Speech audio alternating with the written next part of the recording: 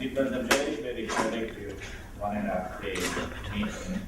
And as you all have participated, after the inaugural session, we were having an opportunity to hear from the founding members of the One Agriculture, One Science Consortium what is this initiative about. Because some of you are already aware that have been participating in this kind of meetings. But at the same time, the new members that have expressed their interest to join the consortium, so it's an opportunity how do we expand this initiative.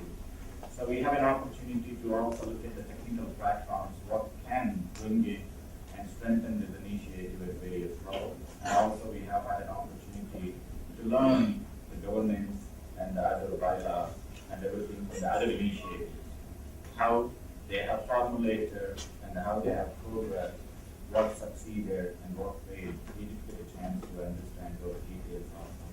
The interesting thing is we have the leaders, education leaders from both universities, national as the national and international organizations, and they have expressed provided wonderful recommendations, comments, suggestions, and the input. It's indeed helped us to further strengthen and fine-tune into the questions format to have the discussions in the breakout groups.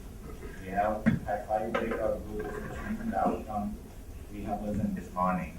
And now what we will be going to do, let me welcome our Director General, and who is very keen on this initiative. When I first discussed with him, he said, the MOOCs is not there in agriculture in India. He expressed his surprise. He is a person who led the digital design for agriculture and always believe in the demand-driven innovation. That's what we are advocating, and how can we combine that for inclusive market-oriented development. And he has surprised, he is surprised after hearing this one.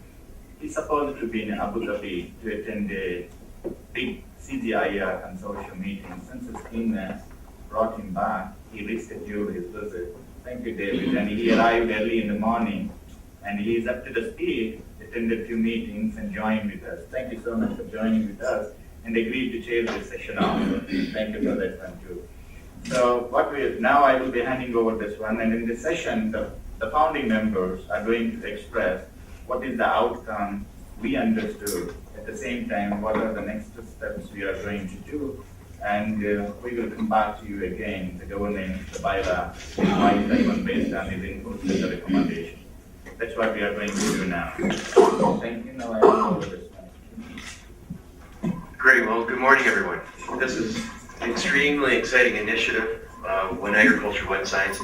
As Dilip said, I was really surprised that MOOCs haven't really spread in agriculture. And you look at the impact the Khan Academy has had in the STEM program in the United States. It's really tremendous. I've actually used it myself as I've helped my daughter with her math homework and so forth.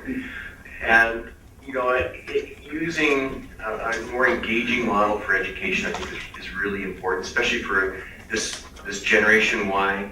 We really need to engage them in a media in which they're familiar and interested in using. So I think the MOOCs for agriculture is really desperately needed as we look to addressing the challenges we have around agricultural professions around the world, whether that be scientists, extension agents, or even lead farmers.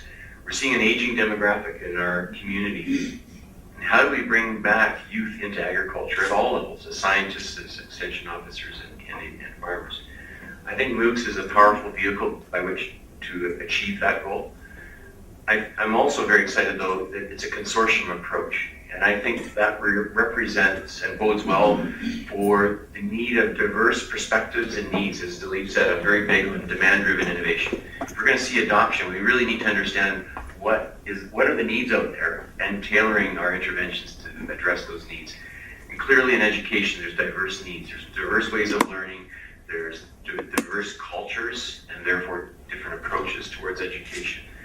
And so I think this initiative is extremely exciting, and I believe will be very powerful in helping us develop the next generation of agricultural specialists. So I'm very supportive of this. It's been fantastic. Dilip has had the vision, but also all of you have been a part of that vision formation.